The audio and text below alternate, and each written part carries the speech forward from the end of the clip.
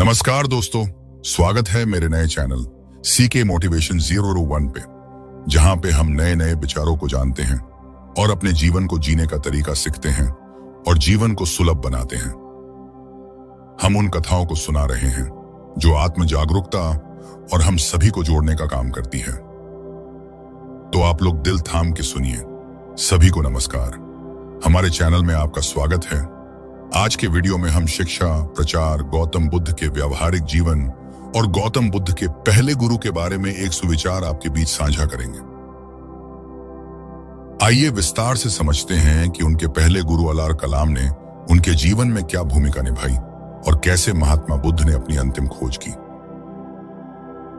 सिद्धार्थ गौतम का जन्म 563 ईसा पूर्व में कपिलवस्तु के शाक्य वंश में हुआ था। उनके पिता राजा शुद्धोधन और माता महामाया थीं।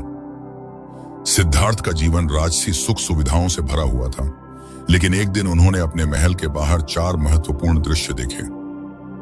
एक बूढ़ा व्यक्ति, एक बीमार व्यक्ति, एक मृतक व्यक्ति और एक सन्यासी।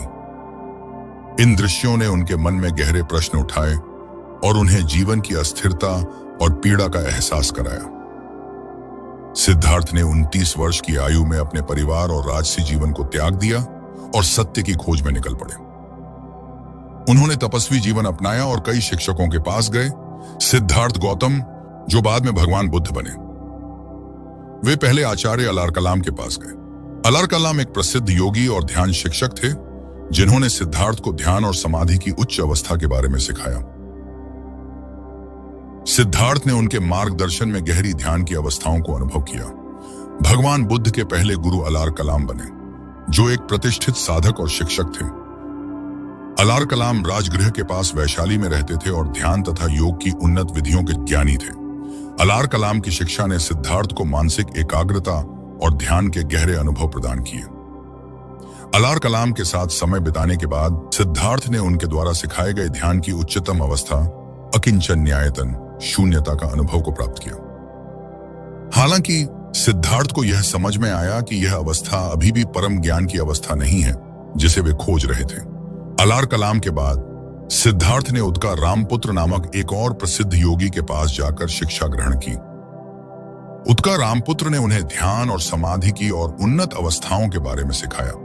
यहां उन्होंने नेवासंज्ञाना संजायतन का अनुभव की अवस्था को प्राप्त किया, लेकिन इस अवस्था में भी उन्हें पूर्ण आत्मज्ञान की प्राप्ति नहीं हुई। सिद्धार्थ ने यह समझा कि कठोर तपस्या और ध्यान की इन उच्च अवस्थाओं के बावजूद वे उस सत्य को नहीं पा सके जिसे वे खोज रहे थे। उन्होंने कठोर तपस्या छोड़ दी और मध्यम मार्ग अपनाने का निर्णय लिया। बोधगया में निरंजना नदी के किनारे उन्होंने पीपल के वृक्ष के नीचे बैठकर ध्यान करना शुरू किया। कई दिनों के गहन ध्यान के बाद उन्होंने सम्यक स्मृति और सम्यक समाधि के माध्यम से आत्मज्ञान प्राप्त किया। उन्होंने 4 आर्य सत्य और अष्टांगिक मार्ग का ज्ञान प्राप्त किया, जो बाद में बौद्ध धर्म के मुख्य सिद्धांत बने। इस घटना के बाद वे बुद्ध कहलाए, जिसका अर्थ है जागृत व्यक्ति। आत्मज्ञान प्राप्त करने के बाद बुद्ध ने अपने ज्ञान को बांटने का निर्णय लिया और सारनाथ में अपना पहला उपदेश दिया, जिसे धर्मचक्र प्रवर्तन सूत्र कहा जाता है। उन्होंने अपने शिष्यों को 4 आर्य सत्य और अष्टांगिक मार्ग की शिक्षा दी, जो दुख और उसके निवारण का मार्ग है। बुद्ध के उपदेशों ने अनेकों को प्रभावित किया और बौद्ध धर्म के रूप में एक महान धार्मिक और दार्शनिक परंपरा की नींव रखी। यह कहानी सुनने के बाद निष्कर्ष यही निकला कि महात्मा बुद्ध के पहले गुरु अलार कलाम और उदका रामपुत्र ने उन्हें ध्यान और योग की उच्च अवस्थाओं का ज्ञान दिया, लेकिन अंतिम सत्य की प्राप्ति के लिए उन्होंने स्वयं के अनुभव और आत्मनिरीक्षण का मार्ग अपनाया।